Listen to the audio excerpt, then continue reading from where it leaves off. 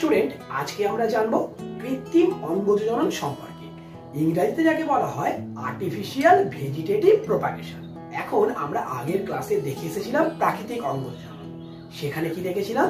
সেখানে দেখেছিলাম প্রাকৃতিক অঙ্গজননের মাধ্যমে কিভাবে উদ্ভিদ বংশ বিস্তার করে। এখন এই কৃত্রিম অঙ্গজননের কিন্তু তিনটি পার্ট রয়েছে। 1 নম্বরে কাটিং, 2 নম্বরে গ্রাফটিং এবং 3 নম্বরে অবশ্যই মাইক্রো প্রপাগেশন। কাটিংকে বাংলায় বলা হয় শাখা কলম, মানে শাখা কলমের সাহায্যে উদ্ভিদের অঙ্গজনন। এই কাটিং কথাটা শুনে তোমার কি মনে হচ্ছে বলো তো? অবশ্যই কোনো কিছুকে কেটে ফেলা, তাই তো? একেবারে সাধারণত গোলাপ, তুলা, আম, জাম ইত্যাদি গাছের ডালকে কেটে তুমি যদি নরম মাটিতে পুঁতে দাও, তাহলে দেখবে কিছুদিনের মধ্যেই ওই ডাল থেকে নতুন আরেকটা গাছ তৈরি হয়ে গেছে। আমরা এই পদ্ধতিকেই কিন্তু কাটিং পদ্ধতি বলি। মানে কি? মানে কাটিং পদ্ধতিতে আমরা মানে মানুষেরা কোনো উদ্ভিদের ডাল কেটে সেখান থেকে নতুন আরেকটা উদ্ভিদ তৈরি করি। বোঝাতে পারলাম? একদম। তাহলে এই গেল কাটিং পদ্ধতি, যেটি কিন্তু অবশ্যই আর্টিফিশিয়াল অঙ্গজনন। বেশ, এবার যাওয়া যাক গ্রাফটিং এর কথায়। গ্রাফটিংকে বাংলায় বলা হয় জোড় কলম পদ্ধতি। তুমি যদি নার্সারিতে যাও, সেখানে গিয়ে নিশ্চয়ই দেখবে যে একটা গাছের মধ্যে বিভিন্ন রঙের ফুল ফুটে আছে। এখন এটি কিভাবে সম্ভব? মানে এটি তো কখনোই প্রাকৃতিকভাবে সম্ভব নয়, এটি সম্ভব কৃত্রিমভাবে। বলা ভালো কৃত্রিম অঙ্গজনন পদ্ধতির মাধ্যমে বা গ্রাফটিং পদ্ধতির মাধ্যমে। কিভাবে করা হয়? ধরো একটা গাছ রয়েছে, মূল সহ একটা গাছ। এখন ওই গাছের ডালের মধ্যে বা কাণ্ডের মধ্যে অন্য আরেকটা গাছের কাণ্ডকে জয়েন করিয়ে দেওয়া হয়। কোন কাণ্ডকে? যে কাণ্ডকে আমরা বড় করতে চাইছি। এই যে জয়েন্ট করা হলো, মানে জয়েন্টের জায়গাটায় ভালো করে জয়েন করে বেঁধে দেওয়া হয়। এরপরে মূল সহ যে গাছটি রয়েছে, সেই গাছটার মূল থেকে জল এবং জলে দ্রবীভূত খনিজ লবণ ওই গাছটা শোষণ করে ওই জায়গাটায়, মানে যে জায়গাটায় তুমি জয়েন করেছো সেই জায়গাটায় পাঠিয়ে দেবে। এবার ওই জায়গাটা যেহেতু জল এবং বিভিন্ন খনিজ লবণ বা বেঁচে থাকার প্রয়োজনীয় উপকরণ পাচ্ছে, তাহলে ওই জায়গাটা খুব স্বাভাবিকভাবে বড় হবে এবং সেখান থেকে ডালপালা, পাতা ইত্যাদি বড় হতে থাকবে।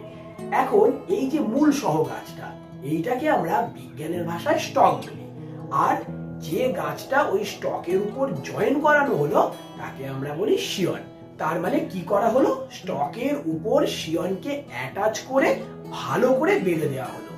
এরপর ওই জায়গায়, মানে যেখানে বেঁধে দেওয়া হলো, সেখানে কিন্তু অক্সিন হরমোন প্রয়োগ করা হয় যাতে ভালোভাবে জয়েন্ট হয়। এরপরে কিছুদিন পরে দেখা যাবে ওই জয়েন্ট পোর্শনটা তুমি খুললে দেখতে পাবে স্টক আর শিয়ন দারুণভাবে অ্যাটাচ হয়ে গেছে এবং শিয়ন কিন্তু সুন্দরভাবে তারপর থেকে বেড়ে চলেছে। এখন এই গ্রাফটিং এরও কিন্তু দুটি পার্ট রয়েছে, একটি শিয়ন গ্রাফটিং এবং অন্যটি অবশ্যই বাড গ্রাফটিং। শিয়ন গ্রাফটিং এ কি করা হয় জানো? শিয়ন গ্রাফটিং এ একটা গাছের কাণ্ডের উপর অন্য আর একটা গাছের কাণ্ডকে, মানে যেটিকে আমরা বড় করতে চাইছি, সেটিকে ভালোভাবে জয়েন করানো হয়। আর বাড গ্রাফটিং এ কি করা হয়? বাড গ্রাফটিং এ একটি গাছের কাণ্ডকে টি আকৃতির করে কাটা হয়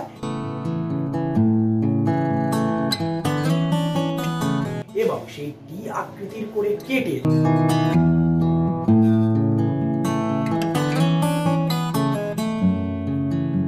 তার মধ্যে অন্য আর একটা গাছের মুকুলকে ঢুকিয়ে দেওয়া হয়। কোন মুকুলকে? যে মুকুলকে আমরা বড় করতে চাইছি। এবার ওই মুকুলটাকে ঢুকিয়ে সেখানে কিন্তু বেশ কিছু হরমোন প্রয়োগ করা হয়। তারপর সেই অংশটাকে ভালোভাবে বেঁধে দেওয়া হয়। এবার ওই মুকুলটা কিন্তু আস্তে আস্তে বড় হবে। তাহলে মূল সহ গাছটা একটা সম্পূর্ণ আলাদা গাছ এবং তার মধ্যে যে মুকুল পোর্শনটা আমি দিলাম, সেটি আস্তে আস্তে যে বড় হচ্ছে, সেটি সম্পূর্ণ আলাদা গাছ। এইভাবেই কিন্তু একটা স্টকের উপর ডিফারেন্ট ডিফারেন্ট শিয়ন অ্যাটাচ করে আমরা ডিফারেন্ট ফুলের কালার বা ফুলের গাছ পেতে পারি। বোঝাতে পারলাম? একেবারে।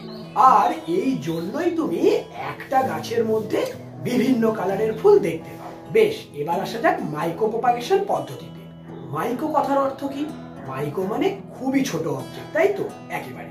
এখানে ছোট উদ্ভিদের কোষ বা কলা সমষ্টিকে মাইক্রো হিসাবে সিগনিফাই করা হয়েছে। সাধারণত উদ্ভিদের ছোট ছোট বডি পার্টকে নিয়ে এই মাইক্রো প্রপাগেশন বা অণুবিস্তরণ পদ্ধতিতে নতুন নতুন উদ্ভিদ তৈরি করা হয়, মানে অঙ্গ যোজনন করা হয়। কোথায় করা হয়? অবশ্যই ল্যাবরেটরিতে। কিভাবে করা যায়? তাহলে চলো দেখে নেওয়া যায়। প্রথমে একটা উদ্ভিদকে সিলেকশন করা হয়, মানে একটা উদ্ভিদকে বাছা হয়। তারপর সেই উদ্ভিদের পাতা, মূল বা মুকুল থেকে কোষ সমষ্টি সংগ্রহ করা হয়। এরপর ওই কোষ সমষ্টিগুলোকে ভালোভাবে ধুয়ে নেওয়া হয়। তারপর পরিষ্কার করা কোষ বা কলা সমষ্টিটাকে আমরা কোথায় রাখি? কালচার মাধ্যমে রাখি। কি এই কালচার মাধ্যম? এই কালচার মাধ্যম আর কিছুই নয়, ওই যে কোষ বা কলা সমষ্টিকে আমরা কালচার মাধ্যমে রাখলাম, সেই কোষ বা কলা সমষ্টিটা যাতে বেঁচে থাকার জন্য খাবার এবং প্রয়োজনীয় নানাবিধ উপাদান সংগ্রহ করতে পারে, সেটাই কালচার মাধ্যমের মধ্যে দেওয়া থাকে। মানে কালচার মাধ্যম হলো ওই কোষটাকে বাঁচিয়ে রাখার জন্য পুষ্টি সরবরাহ করে। বোঝাতে পারলাম? একেবারে। এর সাথে দেওয়া হয় অক্সিন হরমোন, যাতে ওই টিস্যুগুলো ভালোভাবে বেড়ে উঠতে পারে। বেশ, এরপর ওই টিস্যুগুলো একটু বড় হয়ে কি তৈরি করবে? তৈরি করবে ক্যালাস। তারপর ক্যালাস কিন্তু আরেকটু বড় হবে এবং আরেকটু বড় হয়ে তৈরি করে ফেলবে এমব্রয়েড। এখন এই এমব্রয়েড আরো কিছুদিন পর আরেকটু বড় হবে এবং আরেকটু বড় হয়ে ছোট ছোট চারা গাছের আকৃতিতে পরিণত হবে। এখন এই যে ছোট ছোট চারা গাছের মতো স্ট্রাকচার, এইগুলোকে আমরা কি বলবো? এইগুলোকে আমরা বলবো প্ল্যান্টলেট। এবার এই প্ল্যান্টলেট গুলোকে তুমি যদি মিডিয়াম থেকে তুলে মাটিতে বসিয়ে দাও, তাহলে কি হবে? তাহলে অবশ্যই নতুন গাছ তৈরি হয়ে যাবে। তাহলে বুঝতে পারলে মাইক্রো প্রপাগেশন পদ্ধতিতে উদ্ভিদের ছোট ছোট বডি পার্ট নিয়ে কিভাবে আবার একটা নতুন উদ্ভিদ তৈরি করা যায়। এখন বলো, এই যে পদ্ধতিটা তুমি দেখলে, মানে মাইক্রো প্রপাগেশন পদ্ধতি, এখানে কি কোনো বীজের দরকার হলো? হলো না। তাহলে আমরা এই জননকে কি বলবো? অবশ্যই অঙ্গজ জনন। বুঝতে পারলে? একেবারে। তাহলে আজকের মতো এখানেই শেষ করলাম। পরবর্তী ক্লাসে তোমাদের সঙ্গে আবার দেখা হবে।